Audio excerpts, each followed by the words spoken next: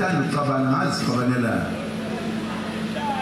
ebese bekunika imali eceleni bathi hey phumela khiphathi wena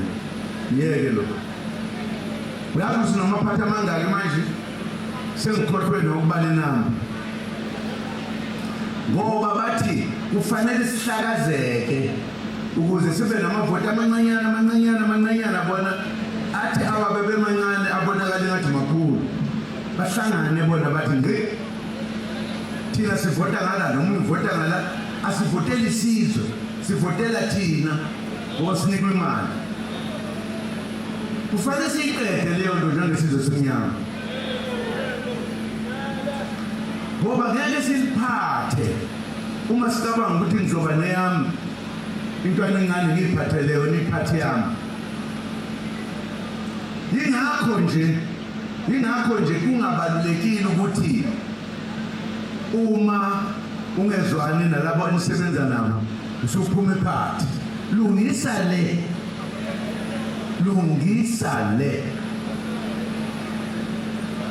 ngenkathi ngikhuluma la ngathi ngizovotela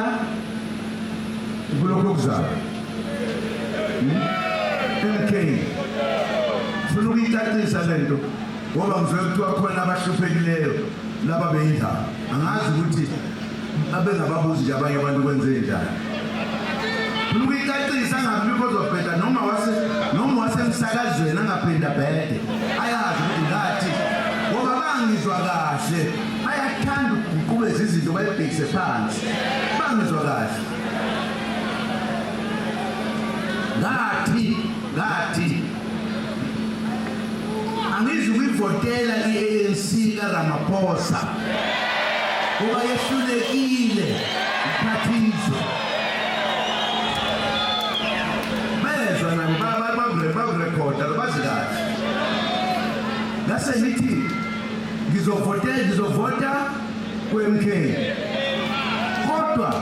angizukuphuma ku-ANC ngofela khona kasho njalo ngoba ngeke ngenze lento esiyenza wabelungu ukuthi phuma kule organization yakho so that izoba weak ebese kuba yibona majority okokuqala okwesibili i-ANC sonke akekho ongayazi ukuthi ihlukile kwamanye ama-political groupings i-ANC yakhiwa amadlozi ethu amakhosi ngo-1912 ney'fundiso zakithi nabafundisi njengenhlangano eni ngaphesheya kwabamhlophe ngoba babengafuni ukuthi sibe namalungelo le organization yakhiwa amakhosi uma singayazi lento kufanele sibuze ngokuhamba kwesikhathi abelungu bayivala umlomo e-ANC bayivala umlomo nje ngoba befuna ukuyihlukanisa namakhosi ihambe yodwa ngoba amakhosi eku-ANC ayeyinkinga ukuthi asuke aripote kuphela komantshi indlela njalo yokunciphisa amandla ethu i-ANC umbutho wesizwe yona yodwa eSouth Africa ebizwa kuthiwa umbutho wesizwe amanye amaqembu ngoba aqembuke ngapha baye baqembuka ngapha baye baqembuka ngapha abanye baqhamukile yona nhlangano yabantu base-South Africa awukwazi ukuthi uma iphethwe abantu abangalungile ukuthi babengalungile oDube abaqambi bayo oseme ngoba phela mosho njalo ukucacisa lo yini kwehlulayo ukuthi uyilungise ingakho ngathi njengoba singezo ukuyivotela i-ANC nje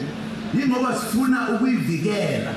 siyethule siyikhiphe odakeni i-organization yokhokho bethu